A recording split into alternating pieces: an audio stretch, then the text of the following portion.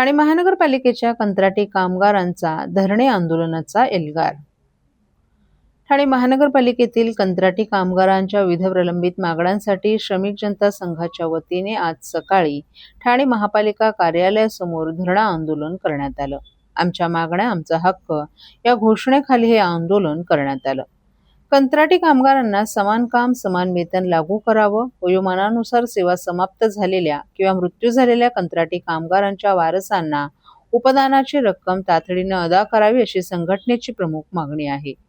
तसंच शाळा साफसफाई करणाऱ्या कामगारांना बँक हॉलिडे आणि सणांच्या सुट्ट्यांमुळे पगार कपात होत असल्याने त्यांना किमान 26 दिवसांचं काम आणि वेतन देण्यात यावं।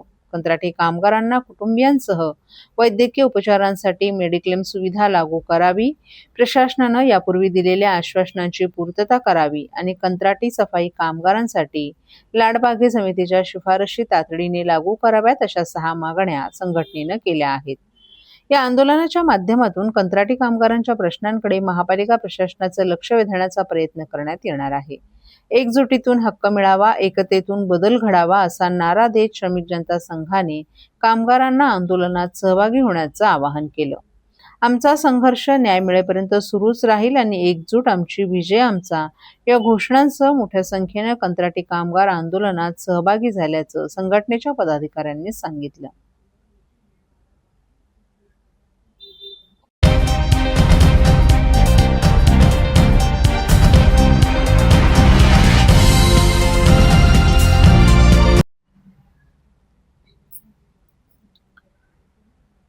सरकारी नोकरीचं आमिष दाखवत 70 लाखांची फसवणूक, ठाणे गुन्हे शाखेकडून त्रिकुटाला अटक।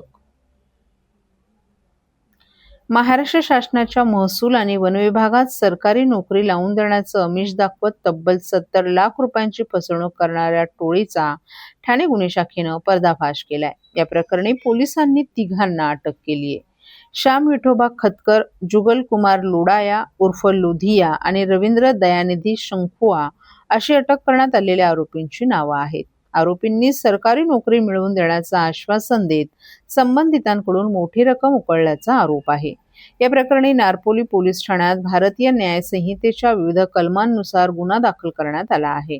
तपासादरम्यान आरोपींकडून बनावट सरकारी नियुक्तीपत्रे, मंत्रालयातील अधिकाऱ्यांच्या बनावट स्वाक्षऱ्या, सरकारी शिक्के आणि लेटर हेड जप्त करण्यात आले आहेत। या रॅकेटमध्ये आणखीन काही व्यक्तींचा सहभाग असण्याची शक्यता पोलिसांनी व्यक्त केली असून त्या दिशेने तपास सुरू आहे। आरोपींनी आणखीन किती जणांची फसवणूक केली आहे आणि या बनावट कागदपत्रांच्या माध्यमातून किती रक्कम उकळली आहे याचा तपास गुन्हे शाखेकडून करण्यात येत असल्याची माहिती ठाणे गुन्हे शाखेचे उपायुक्त अमरसिंग जाधव यांनी दिली आहे। मोठ्या प्रमाणात सुशिक्षित बेरोजगारांची फसवणूक झाल्याचं समोर आलं। काय नेमकं प्रकरण आहे, काय झालं? दर्शन पाटील हा राहणारा भिवंडीचा आहे। त्याने गुन्हे शाखेकडे तक्रार दिली होती की त्याची 70 लाख रुपये घेऊन मंत्रालयात नोकरी लावतो किंवा महसूल वन विभागात नोकरी लावतो म्हणून फसवणूक केली होती। त्या अनुषंगाने नारपोली पोलीस स्टेशनने ते गुन्हा दाखल केला। त्या गुन्ह्याचा तपास गुन्हे शाखा घटक 2चे पोलीस निरीक्षक शीतल राऊत आणि त्यांची टीम यांनी ACP शेखर बागडे यांच्या परीक्षणामध्ये तपास सुरू केला। त्या तपासामध्ये असं निष्पन्न झालं की श्याम खतकर, जुगल लोडाया आणि रवींद्र शंकुआ या 3 आरोपींनी पीडिताची फसवणूक केली आहे। त्याच्याकडून 70 लाख रुपये घेऊन त्याला बनावट नियुक्तीपत्र, महसूल वन विभागात टंकलिपिक या पदावरचं बनावट त्याला नियुक्तीपत्र दिलं। त्या अनुषंगाने 3 आरोपींना अटक केलेली आहे। या 3 आरोपींचा पोलीस कोठडी रिमांड उद्यापर्यंत आहे। त्याचबरोबर आरोपी श्याम खतकर याच्याविरुद्ध 9 गुन्हे यापूर्वी दाखल आहेत। जुगल लोडा या आरोपीविरुद्ध 2 गुन्हे दाखल आहेत आणि रवींद्र शंकुआ या आरोपीविरुद्ध यापूर्वी 2 गुन्हे दाखल आहेत। 2023ला जुगल लोडा याच्याविरुद्ध वर्तकनगरला एका पीडितेने याच पद्धतीनं त्याची फसवणूक केल्याप्रकरणी त्यानं आत्महत्या केली होती पीडितानं। त्या अनुषंगानं आत्महत्येस प्रवृत्त केल्याप्रकरणी गुन्हा दाखल आहे। त्याच्यामध्ये लोडा या आरोपीला अटक करण्यात आलेली होती। या गुन्ह्याच्या तपासामध्ये अद्यापर्यंत मुद्देमाल जप्त केलेले आहेत। बनावट लेटर पॅड आहेत, रबर स्टॅम्प आहेत, त्याचबरोबर आयडेंटिटी कार्ड आहेत आणि नियुक्तीपत्र देखील आहेत बनावट। त्या अनुषंगानं आम्ही अधिक तपास करत आहोत। गुन्ह्यामध्ये बराच मुद्देमाल जप्त करण्यात आलेला आहे।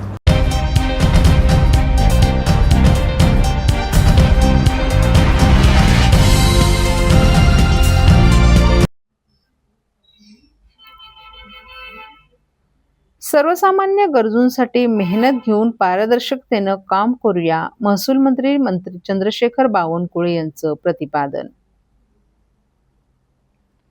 शासन आणि प्रशासन हे सर्वसामान्यांचे लोकसेवक असल्यामुळे सर्वसामान्य गरजूंसाठी मेहनत घेऊन पारदर्शकतेने काम करूया असं प्रोत्साहनात्मक उद्गार महसूल मंत्री चंद्रशेखर बावनकुळे यांनी काढले आहेत. जिल्हाधिकारी कार्यालयात महसूल मंत्री बावनकुळे यांच्या अध्यक्षतेखाली महसूल, भूसंपादन, मुद्रांक शुल्क आणि नोंदणी विभागाची आढावा बैठक पार पडली, त्यावेळी ते बोलत होते.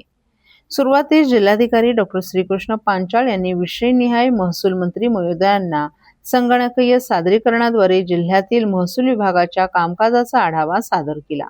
याबाबत बावनकुळे यांनी उपस्थित अधिकाऱ्यांना मार्गदर्शन करताना, हे शासन सर्वसामान्यांसाठी काम करणारं शासन असून प्रशासन म्हणून आपली नैतिक जबाबदारी आहे की शेवटच्या घटकापर्यंत आपले शासकीय लाभ पोहोचायला हवेत. आपण लोकांचे सर्व प्रकारे रक्षक बनले पाहिजेत. आपले काम पारदर्शकपणे, मानवी संवेदना जागृत ठेवून करावं.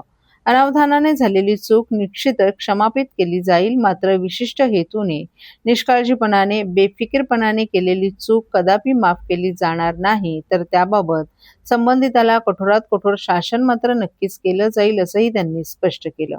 जिल्ह्यातील रस्त्यांची मोजणी, रस्त्यांचं सीमांकन आदी प्रकारची कामे 26 जानेवारी 2027 पर्यंत कोणत्याही परिस्थितीत पूर्ण करावीत, असे निर्देशही त्यांनी जिल्हा प्रशासनाला दिले आहेत.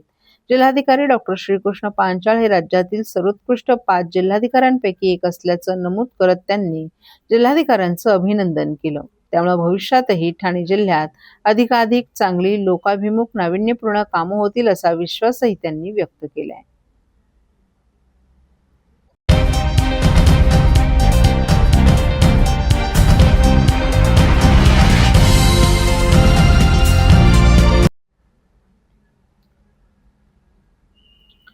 भिवंडीत 4 मजली इमारत कोसळून 9 जणांचा मृत्यू.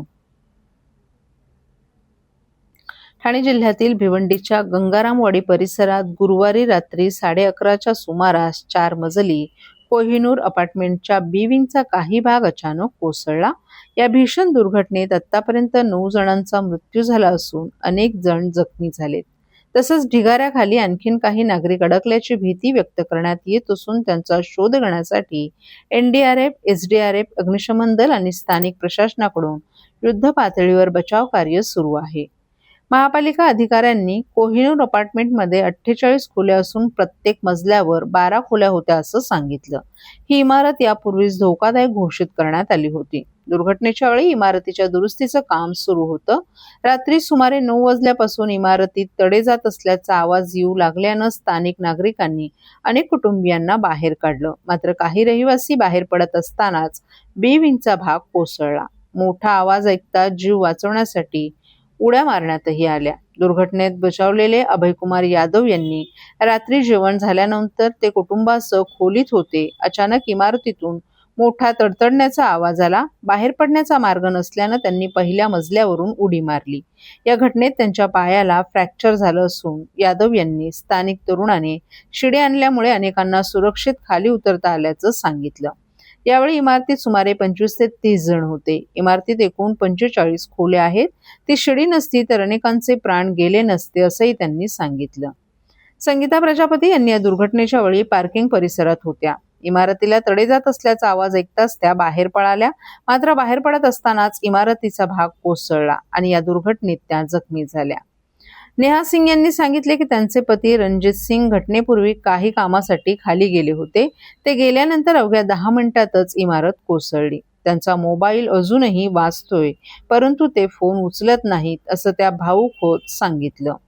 NDRF कडून युद्ध पातळीवर बचाव मोहीम सुरू असून घटनास्थळी NDRF, SDRF, अग्निशमन दल, ठाणे आपत्ती प्रतिसाद पथक आणि स्थानिक प्रशासनाकडून बचाव कार्य सुरू आहे.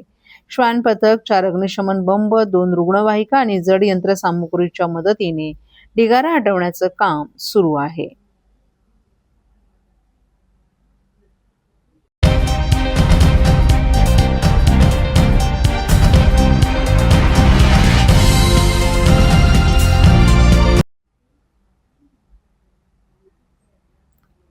ठाणे महानगरपालिकेतील विकास कामांना गती, दिवाळीपूर्वी लोकार्पणाच्या सूचना. ठाणे शहरातील विविध विकास कामांसाठी उपलब्ध करून देण्यात आलेल्या निधीच्या अनुषंगानं ठाणे महापालिकेत बैठकीचं आयोजन करण्यात आलं होतं. या बैठकीत विविध विकास कामांना आढावा घेण्यात आला असून दिवाळीपूर्वी काही प्रकल्पांचं लोकार्पण करावे अशा सूचना संबंधित अधिकाऱ्यांना देण्यात आल्याची माहिती परिवहन मंत्री तथा आमदार प्रताप सरनाईक यांनी दिली आहे. मुंबईतील षण्मुखानंद सभागृहाच्या धर्तीवर ठाण्यातही मोठे आणि अद्ययावत नाट्यगृह उभारण्यात येणार असल्याचं सरनाईक यांनी सांगितलं. तसंच गायमुख परिसरातील कचरा विकेंद्रीकरण प्रकल्प जानेवारीपर्यंत सुरू करण्याचं नियोजन असून घोडबंदर रोडवरील कचरा एकाच ठिकाणी जमा न करता त्याचं विकेंद्रीकरण केलं जाणार आहे. रिंग रेल्वे प्रकल्पाचा सर्वसामान्य नागरिकांना मोठा फायदा होणार असून स्वस्त आणि सुलभ प्रवास उपलब्ध करून देणं हा या प्रकल्पाचा उद्देश असल्याचंही सरनाईक यांनी सांगितलं. या प्रकल्पासाठी 12,000 कोटी रुपयांची मंजुरी मिळाली असून काही अडचणी आल्यास त्या दूर करून प्रकल्प पुढे नेण्यात येईल असं त्यांनी स्पष्ट केलंय. अर्थ खात्यानं कोणत्याही निधीला ब्रेक लावला नसल्याचं स्पष्ट करत सरनाईक यांनी प्रधान सचिवांसोबत चर्चा झाल्याचंही सांगितलं. TMT मध्ये अनेक नवीन बसेस दाखल होणार असून चालक आणि वाहक खासगी तत्वावर घेण्याची प्रक्रिया राबवण्यात येणार आहे. या संदर्भात उपस्थित करण्यात आलेल्या प्रश्नांना योग्य उत्तरं दिली जातील असंही त्यांनी सांगितलं. ठाण्यातही अद्ययावत प्राणी संग्रहालय असावं अशी इच्छा असून त्यासाठी 10 कोटी रुपयांचा निधी मंजूर करण्यात आल्याची माहिती सरनाईक यांनी दिली. हाँगकाँगच्या धर्तीवर चांगल्या दर्जाचं प्राणी संग्रहालय उभारण्याचा प्रयत्न असून लवकरच त्याचं भूमिपूजन करण्यात येणार आहे. वन विभाग आणि ठाणे महापालिकेच्या माध्यमातून हा प्रकल्प राबवण्यात येणार असून भविष्यात त्या ठिकाणी अनधिकृत बांधकाम होऊ नये यासाठी आवश्यक उपाययोजना केल्या जातील. TDR प्रकरणावर बोलताना सरनाईक यांनी दोषींवर कारवाई झाली पाहिजे अशी भूमिका मांडली. TDR दिल्यास भविष्यात परिसरातील सुविधांवर मोठा ताण निर्माण होऊन जुन्या रहिवाशांना गैरसोयीचा सामना करावा लागू शकतो अशी भीतीही त्यांनी व्यक्त केली. ठाण्यातील शूटिंग रेंजचं काम 1.5 ते 2 महिन्यात पूर्ण होईल असा दावा सरनाईक यांनी केला. मेट्रोच्या कामाला काही कारणांमुळे दिरंगाई झाली असली तरी मेट्रोची पहिली सेवा डिसेंबरपर्यंत सुरू करण्याचा प्रयत्न असल्याचंही सरनाईक यांनी सांगितलं. तर पावसाळ्यात दरवर्षी खड्ड्यांची समस्या निर्माण होते, याबाबत महापालिका आयुक्तांना सूचना करण्यात आल्या असून लवकरात लवकर खड्डे बुजवण्याचे निर्देश दिल्याचंही त्यांनी सांगितलं. भिवंडीतील दुर्घटनेबाबत बोलताना संबंधित इमारत धोकादायक होती आणि नागरिकांनी ती खाली केली होती, मात्र काही लोक आत अडकल्याने दुर्घटना घडल्याचंही त्यांनी सांगितलं. संजय राऊत यांच्या वक्तव्यावर प्रतिक्रिया देताना सरनाईक यांनी त्यांच्यावर जोरदार टीका केली.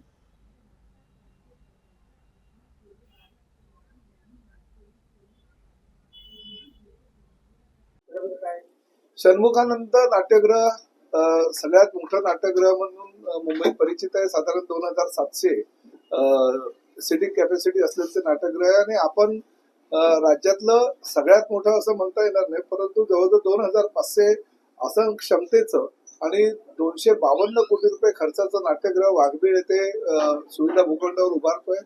राज्य शासनानं सर्व पैसे 252 कोटी 80 लाख रुपये हे ठाणे महानगरपालिकेला देण्याचं मान्य केलं आणि त्यानुसार त्याचे GR सुद्धा पब्लिश झालेले आहेत. निविदा प्रक्रिया लवकरात लवकर करण्याच्या सूचना म्हणजे आठवड्याभरामध्येच त्या निविदा प्रक्रिया होतील असं आश्वासन मला आयुक्तांनी आता दिलेलं आहे. आपल्याला ही कल्पना आहे की एकनाथ शिंदे साहेबांच्या माध्यमातून हे एक स्वप्नातलं शहर बनवण्याचं त्यांचं मानस आणि विविध विकास प्रकल्प राबवण्यासाठी सातत्याने ते पुढाकार घेत असतात. भले तो ठाण्यामध्ये कोस्टल रोड असू द्या किंवा ठाणे शहरामध्ये अंतर्गत वाहतूक व्यवस्था असू द्या, रिंग रेल्वे असू द्या, हे अनेक प्रकल्प शिंदे साहेबांच्या संकल्पनेतून तयार होत आहेत. आणि ओळा माजिवडा विधानसभा मतदारसंघामध्ये जास्तीत जास्त निधी सुद्धा त्यांनी मुख्यमंत्री पदी असताना दिलेला आहे. त्या निधीचा विनियोग योग्य प्रकारे करणं हे लोकप्रतिनिधी म्हणून आमचं कर्तव्य आहे. त्या माध्यमातून कामाला सुरुवात केलेली आहे. प्रामुख्यानं आजच्या बैठकीचा महत्वाचा उद्देश म्हणजे गायमुख परिसरामध्ये 97 टन आणि नागला बंदर परिसरामध्ये 50 टन असं 147 टन कचऱ्याचं विकेंद्रीकरण करण्याचा प्रकल्प जो आहे तो जानेवारीपर्यंत कार्यान्वित होईल. आणि हा पहिला प्रकल्प आहे की राज्य शासनाच्या निधीतून तो प्रकल्प 150 टन कचरा म्हणजे प्रामुख्यानं घोडबंदर रोडचा सर्व कचरा हा एकाच ठिकाणी जमा केला जाईल आणि त्या माध्यमातून त्याचा खत प्रकल्प होईल आणि त्या कचऱ्याचं विकेंद्रीकरण होईल. त्यामुळे शहराच्या दृष्टिकोनातून हा अत्यंत महत्वाचा प्रकल्प आहे. त्याचा सुद्धा चालना आम्ही दिलेली आहे आणि तो सुद्धा जानेवारीपर्यंत पूर्णतः कार्यान्वित करण्याची जबाबदारी आयुक्तांनी घेतलेली आहे.